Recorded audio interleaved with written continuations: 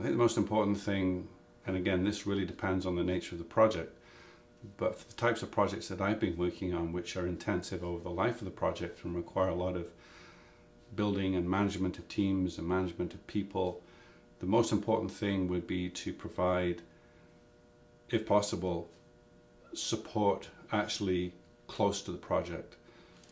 If the university or if the funding agency can find room in the budget to have an administrator actually working hand in glove with the researcher to help that researcher create budget plans, handle all of the administrative load such as dealing with contracts, writing agreements, everything from creating agreements with research partners down to creating non-disclosure agreements with companies that are providing source code, for example.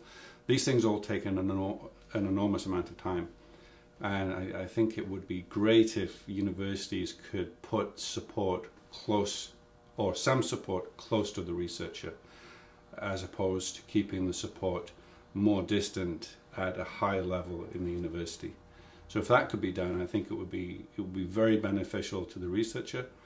And I think in the long run it would help the university administration too, because the university would have a better contact with the project. They would be able to determine if the project was on track, on budget.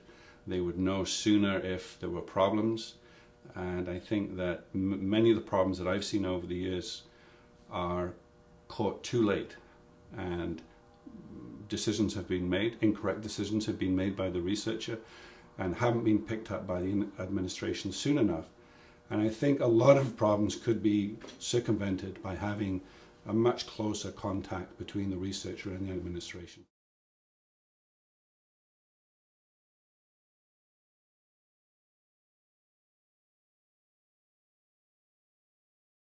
I think the key thing for administrators when dealing with large projects, and here I'm making the distinction between a project funded by CFI or a large research contract versus the more traditional NSERC funded or SHRC funded exploratory grants, which are smaller and really don't require the level of management by the researcher or administration by the university. So there is that distinction.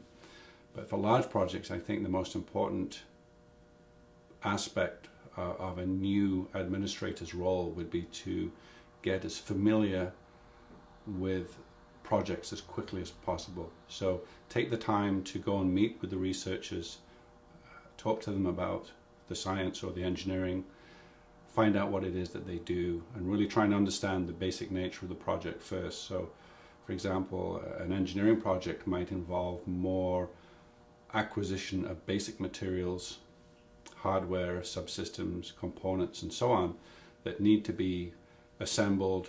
There could be the requirement to build custom devices.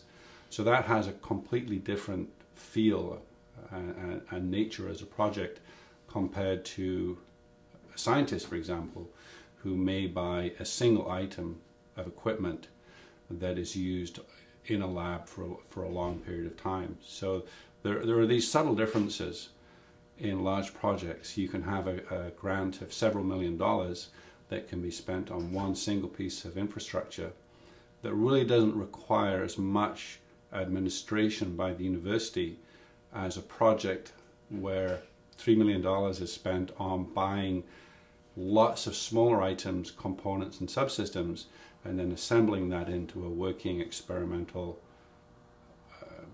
item or test bed, or it could be a piece of equipment that's actually used out in the field, such as something that goes on a research vessel.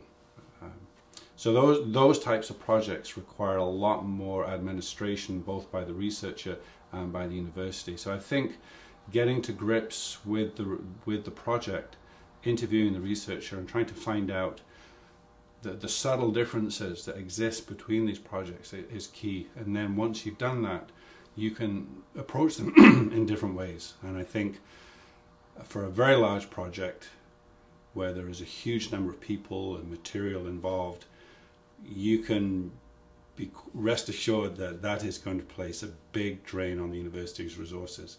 And so you can say, well, I'm really going to have to keep an eye on this project. I'm going to have to work with the researcher continually over the lifespan of the project.